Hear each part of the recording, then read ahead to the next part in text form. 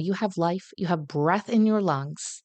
Therefore, why not live in a way that we can glorify God even more and then we can show others God's goodness when we say, yeah, I was falling short in these areas, but I took some time and I looked at them and I evaluated them and I'm on a better path because that was what He has called me to. And therefore, that can have a ripple effect. Welcome to Little by Little Homeschool Podcast, where you'll learn tips and strategies that will empower you to home educate your children. I'm Leigh Nguyen, a homeschool mom of over 12 years, which includes 2 graduates. When I started homeschooling, I was pretty much on my own and was desperate for encouragement and help. My mission is to be a source of encouragement and help to you. Whether you are just beginning your homeschool journey or you're deep into the homeschool lifestyle, Little by Little Homeschool wants to help you stay the course because all the time you are investing into your children is completely worth it. If you're ready to take your homeschool to new levels, keep listening. As we are preparing in just a few short weeks for the calendar to flip over to the new year, and also with a combination of typically a homeschool break, whether you just take a couple of days, a week, a couple of weeks, the entire month, it's a good time for some introspection. I highly recommend and encourage you to go on a little date by yourself. Go to a coffee shop, maybe on an early Saturday morning or in the evening, or maybe you can get away in the afternoon, whenever is best for you. But bring a notebook and or your planner for just some uninterrupted time to think and to plan. I encourage you to write down these 3 areas that I'm going to mention to you today so that you can work through these.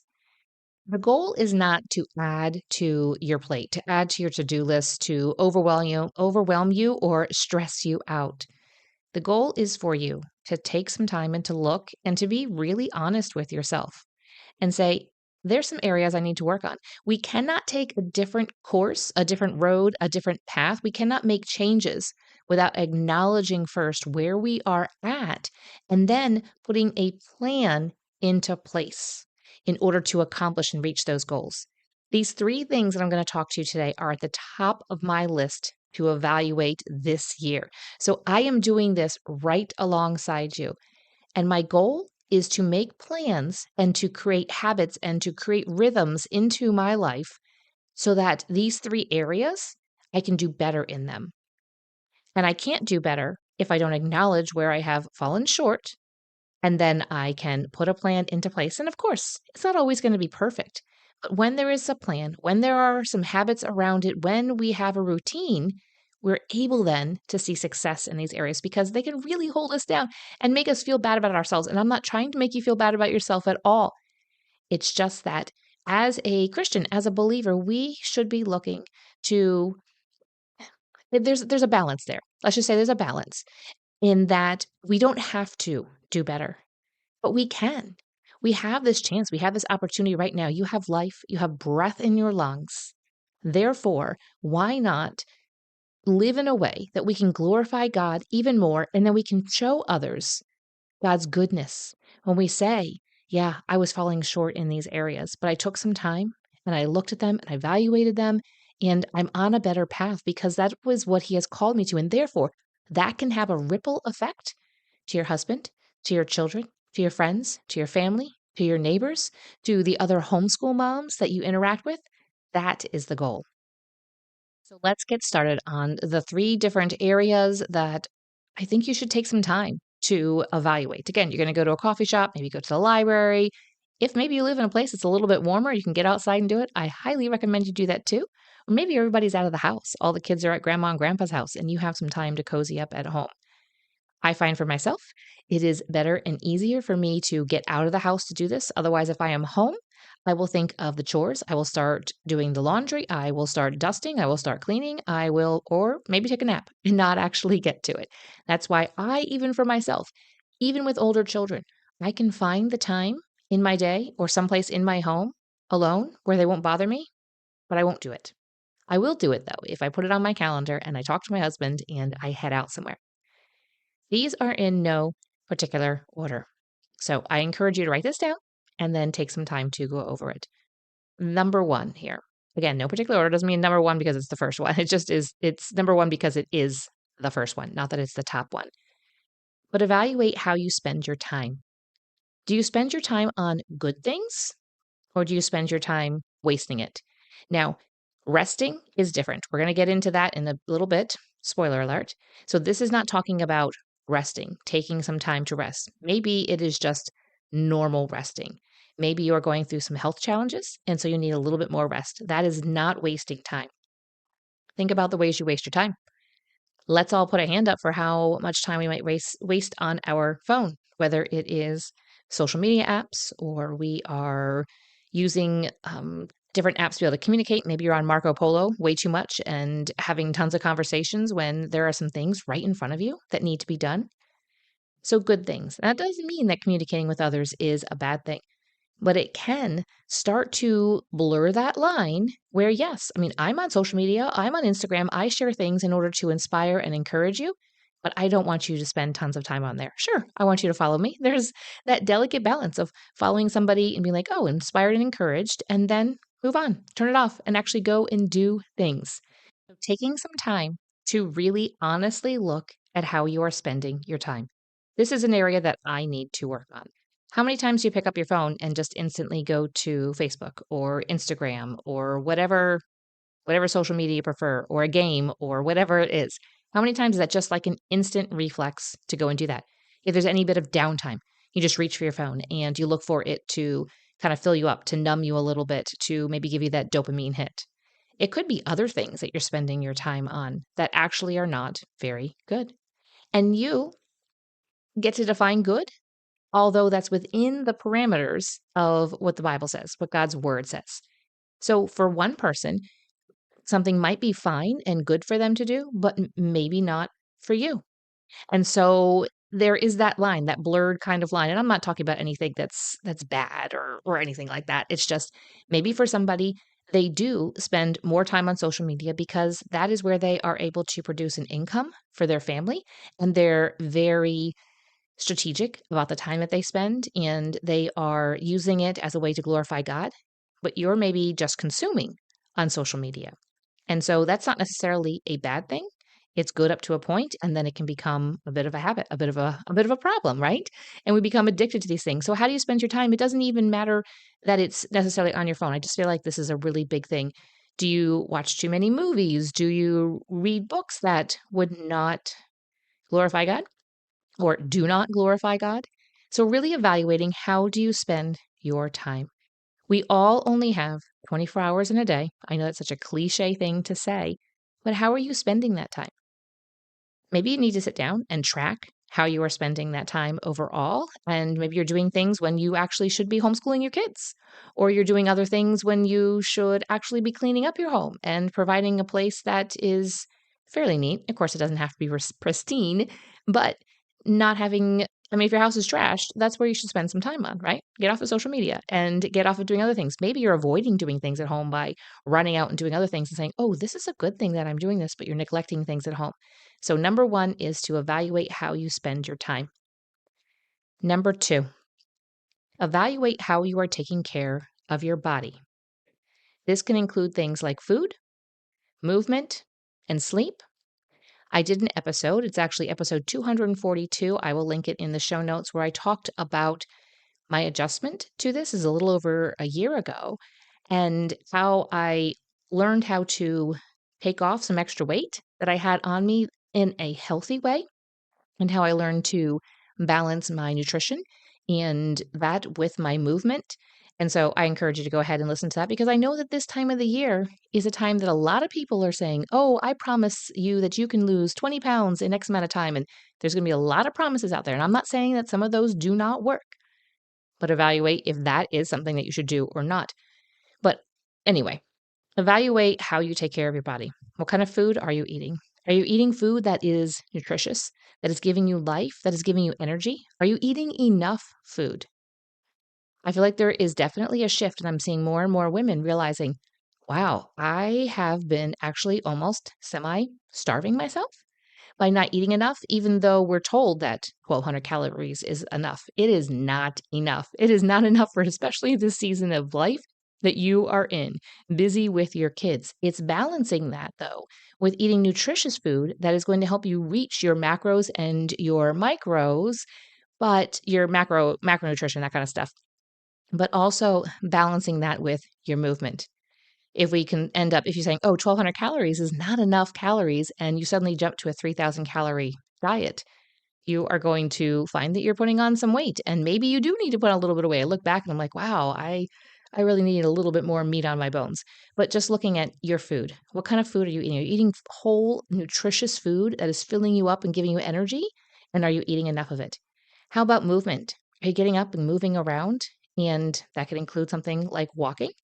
Right now, at this time of the year, it is a little bit colder. Maybe you have a walking pad or you have a treadmill that you can walk on, or you're just doing some other type of movement within your house. And I try to get out any days that I can to take a walk. We just kind of have learned to bundle up. We have the right snow gear and the right winter gear so that we can do that. But just your movement. Is that movement is it including some cardio? Is it including some strength training? And there are a lot of great people out there that will very much help you with this. There are programs you can join. There are free resources out there. Again, listen to that episode, and I talk a bit about that, about like resources and stuff that I used in order to take off some weight that I really did not need on me. And that actually gave me so much more energy, and I feel more like myself now. And the last part of this one about how you are taking care of your body is your sleep.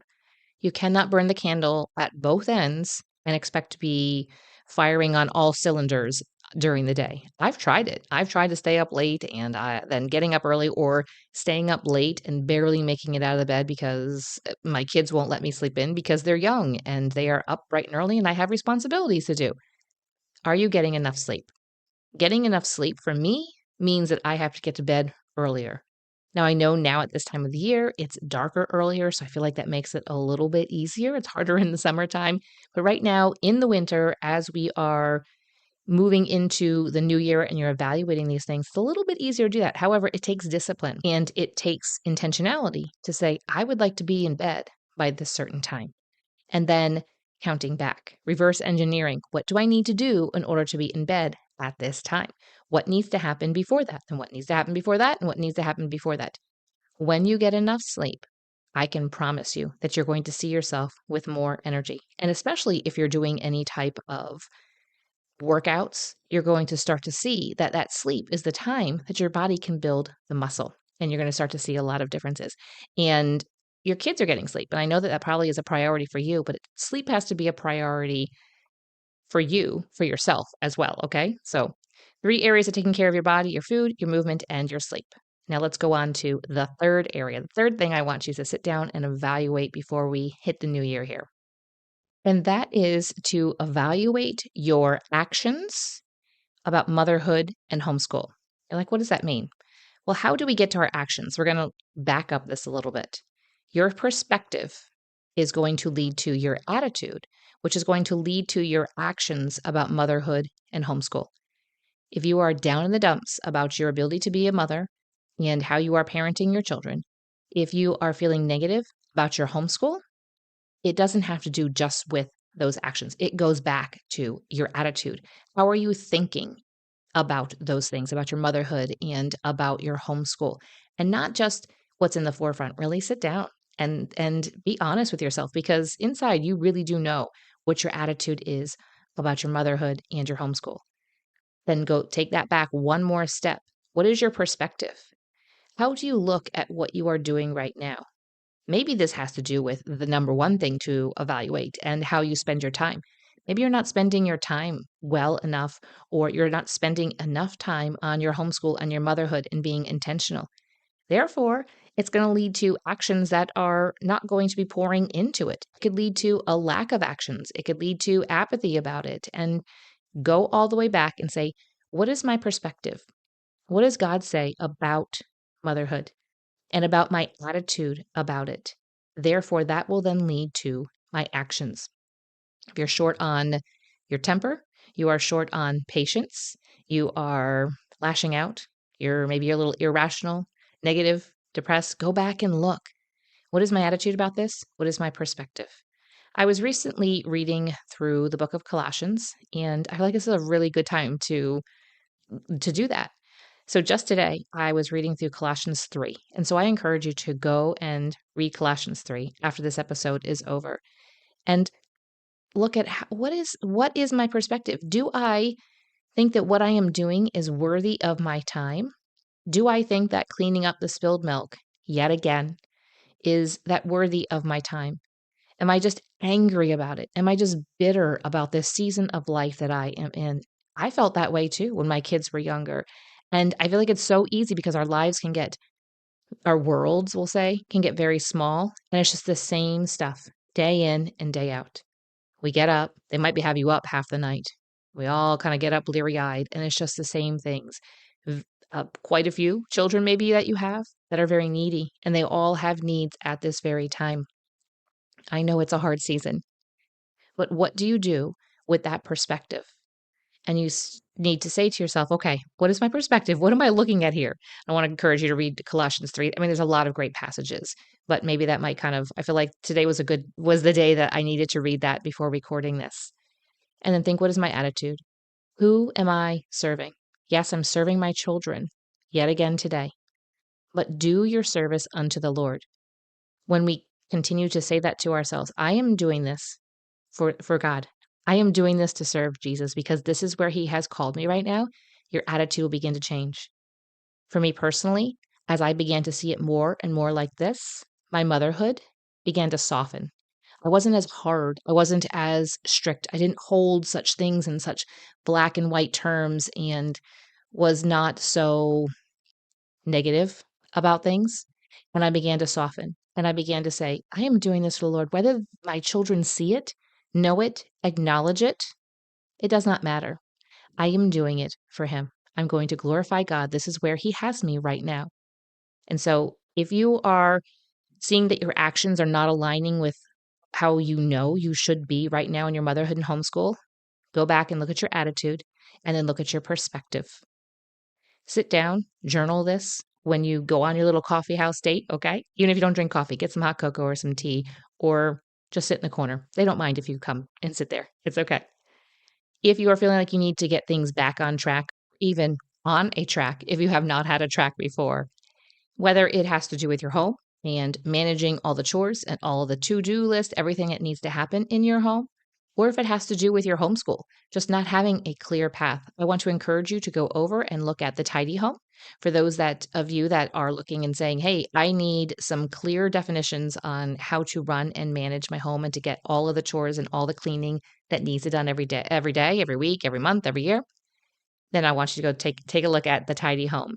Or if you're saying, I am not on a course, or I am way off course, or I don't really know what I'm doing here with homeschool. I am just kind of picking and choosing some things and don't really have any clear direction. That's where your homeschool blueprint is going to come alongside you. You can get all those details at littlebylittlehomeschool.com. And in the menu, you can tap on the Tidy Home or your homeschool blueprint. The link is going to also be in the show notes. I'd love to be able to come alongside you as we begin this new year.